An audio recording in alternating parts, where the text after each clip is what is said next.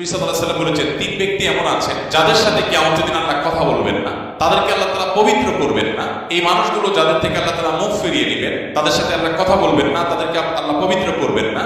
সেই মানুষগুলোর মধ্যে একজন হলেন ওই পুরুষ, যে পুরুষ টাকনোর নিচে পোশাক পরে। পোশাক পরে বলতে যে পোশাক উপরের দিক থেকে যায় সে টাকনোর নিচে পরে, প্যান্ট, পাজামা, চাদর, লুঙ্গি, জুব্বা, জামা, এগুলো। মোজা যেটা থাকেই নিচে, নিচ দিক থেকে পরা হয়, ওইটার কথা ভিন্ন। তো এই যে মুসবিল যে ব্যক্তি টাকনোর নিচে প্যান্ট, পাজামা, লুঙ্গি ইত্যাদি পরে, এই ব্যক্তি তার সাথে আল্লাহ কিয়ামতের কথাও বলবেন না এবং তার দিকে আল্লাহ তাকাবেনও না, তাকে আল্লাহ পবিত্রও করবেন না।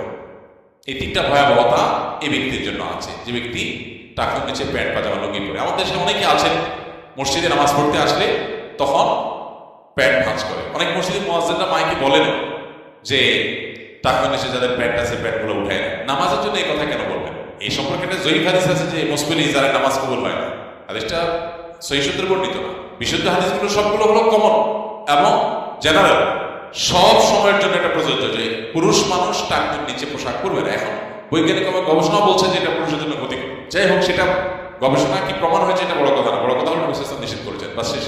অতএব এই ব্যক্তি, যে ব্যক্তি টাকনোর নিচে প্যান্ট, পাজামা, লুঙ্গি, জুব্বা ইত্যাদি পরে, এই ব্যক্তি থেকে আল্লাহ কিয়ামতের মুখ ফিরিয়ে নেবেন। খুবই ভয়াবহ কথা। দুই নম্বর হলেন ওই ব্যক্তি, যে ব্যক্তি কাউকে দান করে খোঁটা দেয়, অথবা যাকে দান করেছেন তাকে নানান কথা দিয়ে কষ্ট দেয়। দান করেছেন আল্লাহর কাছে আশা করবেন এর বিনিময়, যাকে দান করেছেন তার সাথে আপনার কোনো আলাপ থাকবে না। দান করে খোঁটা দিলেন, কষ্ট দিলেন, খোঁচা মেরে কথা বললেন, এগুলো বললে আপনি আল্লাহ তাআলা দৃষ্টি থেকে সরে যাবেন কিয়ামতের ময়দানে। নাম্বার 3, ওই ব্যবসায়ী, যেই ব্যবসায়ী তার পণ্য বিক্রি করতে গিয়ে মিথ্যা শপথ করে।